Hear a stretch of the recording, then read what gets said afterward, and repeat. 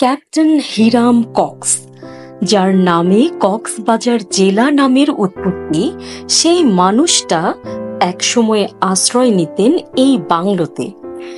তিনি একজন ব্রিটিশ কূটনীতিক ছিলেন।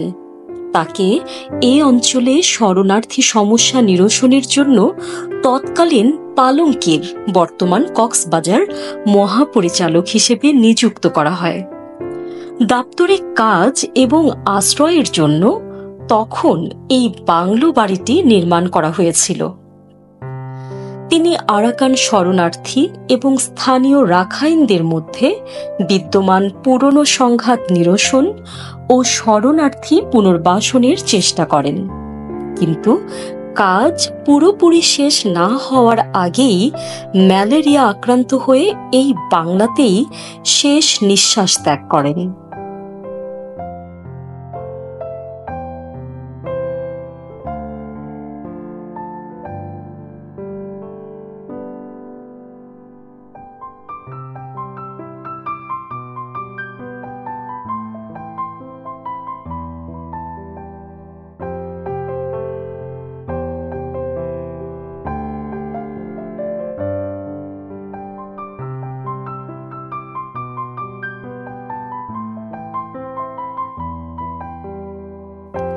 বাংলো বাড়িটি রামু উপজেলার ফতেখারকুল ইউনিয়ন অফিসের চর এলাকায় অবস্থিত।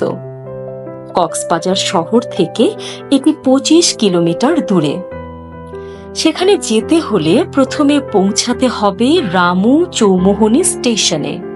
এরপর 2 কিলোমিটার দক্ষিণে রামু মরিচ্চা আরাকান সড়কের পশ্চিম পাশে নজর পড়বে বাংলো বাড়িটি। দেখা যায় রাস্তার পাশ দিয়ে যেতেই সবার নজর কাড়ে ক্যাপ্টেন কক্সের ছবি সহ সাইনবোর্ডটি। সবুজের ছায়ায় অসংখ্য গাছগাছালির মাঝেই বাড়িটি।